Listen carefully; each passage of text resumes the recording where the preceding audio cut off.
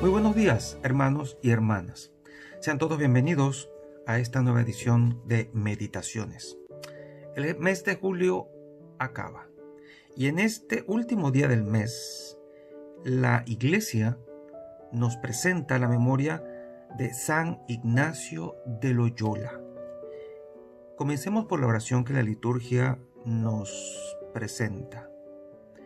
Dios nuestro, que suscitaste en tu iglesia a San Ignacio de Loyola para extender la mayor gloria de tu nombre, concédenos que luchando en la tierra con su auxilio y a imitación suya, merezcamos ser coronados con él en el cielo.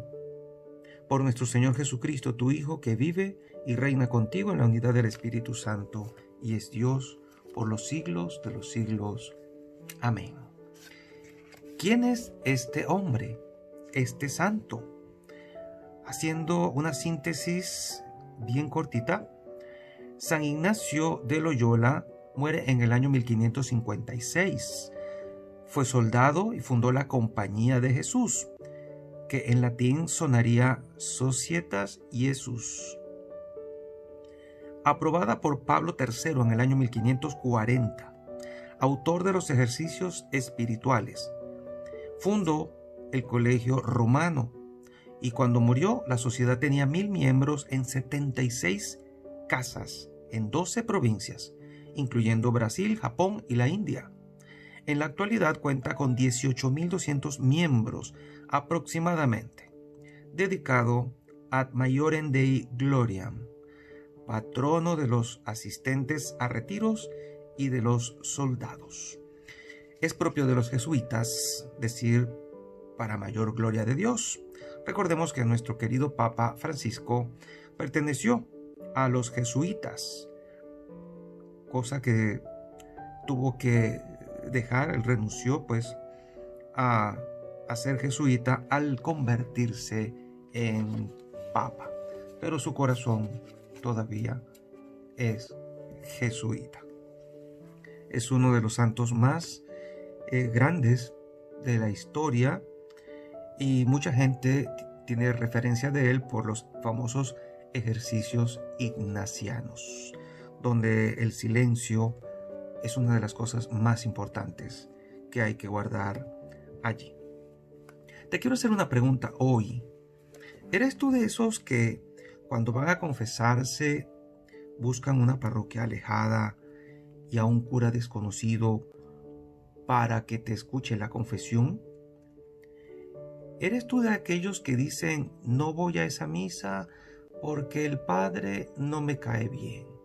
¿O hay tales rumores hacia él de su vida y pues no creo en ese cura? Una vez una señora me preguntó en pleno vuelo, me acuerdo que iba de mi ciudad a la capital de Venezuela, de Barquisimeto a Caracas, y una señora muy elegante se me sienta al lado y empieza a hablar conmigo. Yo iba vestido así como estoy ahorita y con una chaqueta bien elegante también. Iba a una reunión y la señora no tuvo reparo en decirme: padre, con toda sinceridad le digo que yo no creo en los curas. Y yo le dije: oh, qué bueno, somos dos. Yo tampoco creo en los curas, yo creo en el Señor Jesucristo. Y eso suscitó una conversación. Pues ahí empezamos a hablar, a platicar. Y es interesante ver cómo algunas personas creen en Dios, pero no le tienen confianza a los sacerdotes. Cosa que tenemos que mejorar. Quizá mucha de la culpa la tengamos pues nosotros, pero Dios hace su obra, a pesar de las limitaciones de los instrumentos que somos nosotros. A Jesús le pasó algo similar y es insólito que podamos decir: a Jesús le pasó. No creían en Jesús, no les caía bien el Mesías. Si esto le pasó a Jesús, ¿no puede pasar conmigo o contigo? Y fíjense lo que nos dice hoy el relato de Mateo 13, del versículo 54 al 58. En aquel tiempo Jesús llegó a su tierra y se puso a enseñar a la gente en la sinagoga, de tal forma que todos estaban asombrados y se preguntaban: ¿de dónde ha sacado esa sabiduría y esos poderes milagrosos? ¿Acaso no es el hijo del carpintero? ¿No se llama María su madre y no son sus hermanos Santiago, José, Simón y Judas? ¿Qué no viven entre nosotros todas sus hermanas? ¿De dónde pues ha sacado todas estas cosas? Se negaban a creer en él. Entonces Jesús les dijo: un profeta no es despreciado más que en su propia patria y en su casa. Y no hizo muchos milagros allí por la incredulidad de ellos. Palabra del Señor, gloria a ti, Señor Jesús. Esto es muy cierto. Yo mismo, entre mi familia, que no es muy larga, pero los familiares más cercanos no me llaman padre, me llaman por el nombre que me dieron cuando yo estaba chiquito, cuando era un niño, un apodo que no se los pienso decir, porque no me gusta, de hecho. Pero pues cuando uno tiene un familiar cura, tiende a veces a no creer en él, pues ni siquiera respetarlo por ser un sacerdote. Lo siguen viendo como uno más de la familia. No nos ha de extrañar que entre los nazaretanos habían también dudas y resquemores acerca de Jesús. Recuerden que una vez él, bautizado en el Jordán, se fue al desierto y puso, digamos que su casa central en Cafarnaúm, la casa de Pedro. Por lo tanto, al regresar a Jerusalén ya él tenía cierta fama. Pero es interesante ver cómo incluso hacen alusión a que no es el hijo del carpintero, el hijo de María, no viven aquí sus familiares, y no vamos a entrar en detalle acerca de estos hermanos y hermanas, puesto que ya nosotros sabemos que se refieren a familiares cercanos, a primos incluso, y que cada uno de ellos tiene su propia mamá y su propio papá, que no son María ni José. Habiendo aclarado esto, ellos, dice el texto, ¿de dónde ha sacado todas estas cosas? Aquellos que traman ciertas teorías bastante bizarras acerca de que Jesús se fue al Tíbet o estuvo estudiando en lugares apartados, una sabiduría extraña para poder ser quien era, esto lo deja por descontado. No podemos creer eso. Jesús era simplemente el hijo de un carpintero. Así se crió y así lo vieron. Nunca salió de Nazaret hasta que le llegó el momento.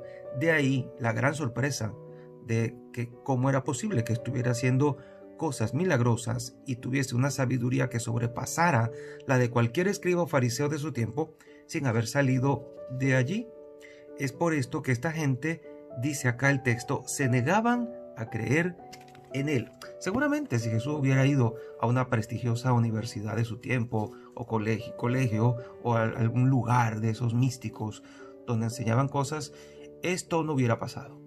Porque dirían, bueno, aprendió grandes cosas en sus viajes, lo mandaron a estudiar lejos o se fue de peregrino a estudiar en algún lugar extraño del oriente y ahora entendemos que le sacó provecho al estudio. Esto nos deja clarísimo que Jesús nunca salió de Nazaret y la incredulidad de los suyos estaba en cierta manera justificada.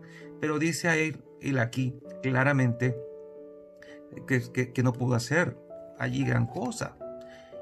Y dijo aquella famosa frase que todos recordamos de vez en cuando: un profeta no es despreciado más que en su patria o en su casa. Situación parecida le había pasado a Jeremías en el capítulo 26, que vamos a leer hoy también como primera lectura, puesto que en tiempo del reinado de Joaquín, el Señor mandó a Jeremías a profetizar en su nombre cosas bastante duras. Le dijo a Jeremías: ve al atrio del templo y diles a todos los habitantes de Judá que entran en el templo para adorar al Señor todas las palabras que te voy a ordenar sin omitir ninguna, a ver si las escuchan y se convierten de su mala vida, y me arrepiento del castigo que he pensado imponerles a causa de sus malas acciones. Y efectivamente Jeremías profetizó y no les gustó lo que Jeremías dijo, porque todo era una amenaza y un desastre. Dice aquí, los sacerdotes, los profetas y el pueblo oyeron a Jeremías pronunciar estas palabras en el templo del Señor, y cuando él terminó de decir cuanto el Señor le había mandado, los sacerdotes, los profetas lo apresaron, diciéndole al pueblo: este hombre debe morir, porque ha profetizado en nombre del Señor que este templo será como el de Silo, y que esta ciudad será destruida y quedará deshabitada. Entonces la gente se amotinó contra Jeremías en el templo del Señor. Mucho del católico de hoy no le gusta oír este tipo de cosas, porque quieren que siempre les prediquemos acerca de las bondades del Señor, acerca de lo bueno que es Dios, de lo amable que es. Y sí, eso es muy cierto, pero cuando Dios manda a decir cosas duras, cosas fuertes, la gente se molesta con el profeta, con el sacerdote, con el predicador, porque no es políticamente correcto estar diciendo cosas que a la gente no le gusta, pero Dios es Dios y Él hace lo que quiere, y como quiere y con quien quiere, y utiliza a los profetas como a Jeremías, a quien le pusieron el nombre del profeta del desastre, porque cada vez que Jeremías abría la boca era para profetizar cosas que al pueblo no le agradaban, porque se estaban ganando realmente un severo castigo porque el pueblo se había desviado. Volviendo al evangelio de hoy, Jesús aparece en el pueblo y nadie lo toma en cuenta como Mesías, como el Hijo de Dios, ni mucho menos. No hizo muchos milagros allí por la incredulidad de ellos. Y es que la fe de nosotros implica el poner nuestra confianza en Dios. La fe comienza por abandonarnos en Dios, por someternos y rendirnos a Él. Por ahí empieza la fe. Si esto falta, lo demás será culto vacío, ritos vacíos. Sí, la fe implica el ir a misa, la fe implica participar de nuestros rituales en la iglesia. La fe implica también asistir al pobre, a la persona desvalida, ayudar en caridad, obviamente, pero si no tienes esta fe que es capaz de defender lo correcto, de decir la verdad y anunciarla delante de la gente, y tu relación con Dios, que es lo primero, lo demás pues va a carecer de base y fundamento. Actos de caridad lo puede hacer hasta un ateo. Puede hacer el bien a cualquiera, y no precisamente por amor a Dios, sino por filantropía. Pero la fe implica una relación profunda con el Señor, creerle a Él y creer todo lo que las Sagradas Escrituras nos dicen de Él. Piensa por un momento y medita, ¿cómo es mi relación con Dios? ¿Realmente tengo fe en este Dios del que la Biblia me habla? ¿Tengo fe a las Escrituras de lo que me dicen del Señor? Hay tanta gente que dice que tiene fe en Dios, pero no le cree a Dios. No van a la iglesia, no le creen a los predicadores. Entonces, ¿cuál es su fe? ¿Qué tipo de fe es esa? ¿En qué se basan? Hagámonos esa pregunta, porque en nuestras casas puede haber gente con esta anomalía en su manera de creer. ¿Crees en Dios? ¿Crees en lo que Él es? ¿Crees en Jesucristo, en su enviado y en todo lo que Él nos ha dicho? Pues entonces creerás en su palabra y creerás en la Santa Madre Iglesia que Él fundó. Pues Él hizo solamente esto, edificar una sola iglesia y no muchas, que las otras han salido simplemente por rebeldía del ser humano. Y esto tampoco es políticamente correcto decirlo mucho por aquí por las redes, pero la verdad es la verdad. Pídele mucho a Dios que te ayude a creer en Él y a creerle a Él en todo lo que Él nos ha dicho. Y la bendición de Dios Todopoderoso, Padre, Hijo y Espíritu Santo, descienda sobre cada uno de ustedes y les acompañe siempre. Y seguiremos en contacto, si Dios lo permite, a través de este canal. Chao, chao.